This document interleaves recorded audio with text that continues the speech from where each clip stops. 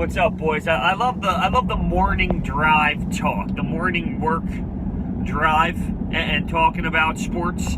So what we have today is I actually stayed up for a long time of this, and it's the Rafael Nadal marathon yesterday, and it goes to right over 2 in the morning. I stayed up to about 1:50, and I fell asleep. And of course, it goes into a tie break for the 5th set, and he overcomes it. The first set of this match, he gets shut out 6-0.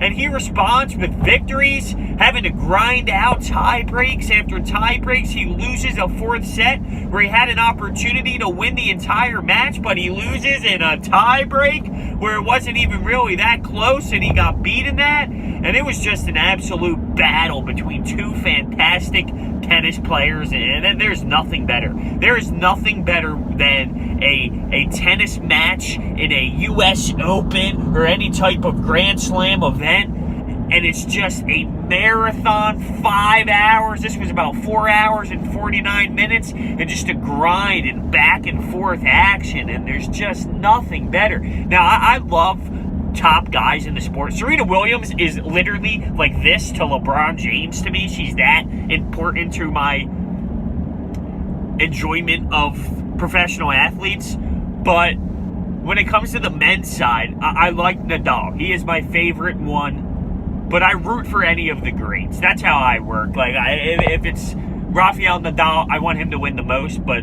if Roger's in there, if Djokovic is in there, I want those guys to succeed because I love their dominance. I love their play. But Rafa is my number one. So he grinds out a W yesterday in marathon fashion, which you can look at in a positive or a negative.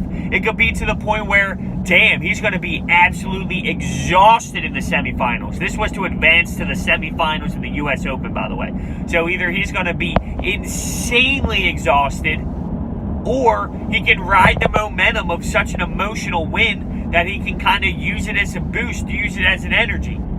I would like to think it's the second one, but then you got to think your real life sets in, and there's fatigue involved, and your body just worked for almost 5 hours competing at such a high level. But man, he was special. The drop shots over the net. He did leave some points on the board, though. I mean, there were a lot of times where he could have finished in the 4th set to grab some crucial points, and he's got a wide open opportunity, and he uses his backhand and he puts it right into the netting when he had a huge opportunity to just slam and put him away. I don't talk too much tennis on here, but I love it. I mean, I love it. I love the majors. It's so entertaining. I want to go to an event so bad. I want to see a Nadal, Federer, Nadal, Djokovic live. Just gotta watch. It was artwork last night. And I'm so pissed. I fell asleep. It finished just after 2 a.m. And I grinded it out till about 1:45, 1:50-ish. I couldn't keep my eyes open anymore. I'm so devastated. I missed the finish. But, man, I watched it up to that point, and it was beautiful. It really was. It was poetry. I know I say that a lot with sports, but that's because it's what it is to me. For real.